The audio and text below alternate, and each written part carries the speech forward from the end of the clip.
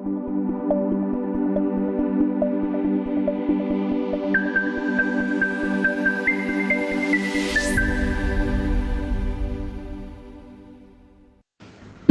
wa Kanisa la Kiinjili la Kilutheri Tanzania ameweka wakfu kamati ya ujenzi wa ofisi kuu za Dayosisi ya Morogoro, huku akiwahimiza waumini kuendelea kumtumikia Mungu bila kuchoka. Tukio hilo limefanyika katika ibada ya Jumatatu ya Pasaka katika usharika wa Kanisa Kuu la KKKT Bungo, ambapo mkuu wa kanisa aliongoza zoezi la kuweka wakfu kamati itakayosimamia ujenzi wa ofisi kuu za Dayosisi ya Morogoro. Mkristo hutakiwi kuwa na hofu katika kumshuhudia Yesu. Hutakiwi kuchoka. Ndio maana nimewaambia hata ile kamati ambayo leo tunaizindua hawatakiwi kuchoka.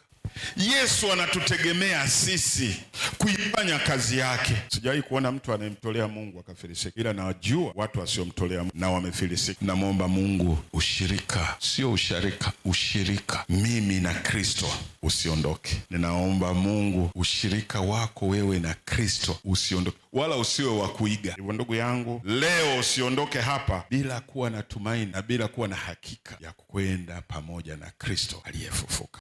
Askofu wa KKKT Dayosisi ya Morogoro amemshukuru mkuu wa kanisa kwa kuwatia moyo na kuwapa nguvu dayosisi hiyo, na kueleza kuwa tayari kuna kiasi anzia cha shilingi milioni 30, pesa ambayo ipo kwenye maendeleo benki kwa ajili ya kuanza ujenzi wa ofisi hizo. Mkuu wetu wa kanisa, tukushukuru sana kwa tendo hili la baraka ambalo umelifanya ndani ya dayosisi yetu. Umetupa heshima kubwa sana, lakini nguvu ya kuanza utumishi ya kujenga makao makuu ya Kanisa la Kiinjili la Kilutheri Tanzania Dayosisi ya Morogoro. Tunakushukuru sana. Akaunti hii ambayo tunayoizindua sasa itakuwa na kiasi cha shilingi milioni 35 kwa ajili ya kazi hili. Ninaamini kabisa kwa pamoja tunaweza kufanya jambo ndani ya dayosisi yetu, na hilo tunaamini Mungu mwenyewe atatuwezesha. Kama Paulo alivyosema, na yaweza mambo yote katika yeye anitiaye nguvu.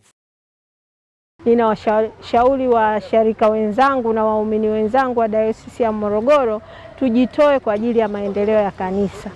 Hili ni jambo zuri sana. Kwa chochote tutakachopata tujitahidi tujitoe, kwa sababu Mungu amefufuka nasi.